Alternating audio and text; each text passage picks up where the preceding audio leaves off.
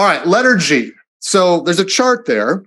The left-hand side has a column of data, and it's labeled applicant provided data. The right-hand side has another column labeled financial institution data. We're going to go through the majority of those today. We're going to save the demographic stuff, the restricted access stuff, a little, or for session number 3. But the rest of that data we're going to cover today. But before we do, I kind of want to take a 10,000 foot view of what's going on here.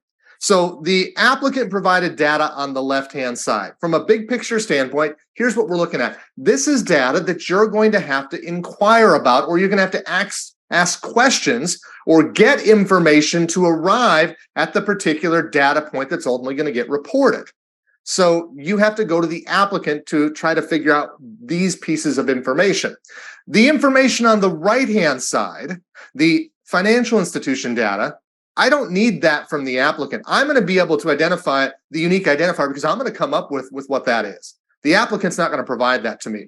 I'm going to identify the application date, the method in which I received it, okay, who or how it was received, the amount that was requested or originated. I'm going to identify that stuff, the action taken. And so I'm not going to go through every one of those because we're going to hit all those data points today. But the point is, you will be responsible for identifying the stuff on the right. The stuff on the left, you're also responsible for, but you're going to have to make some requests. You're going to have to go and try to gather some information in order to identify what ultimately gets reported. And some of that is a little bit different than others as we go through that list.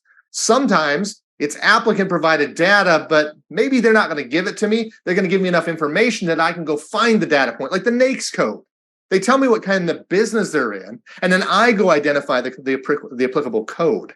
So I maybe don't get it directly from them. You'll see kind of how that plays out as we go through the session here today.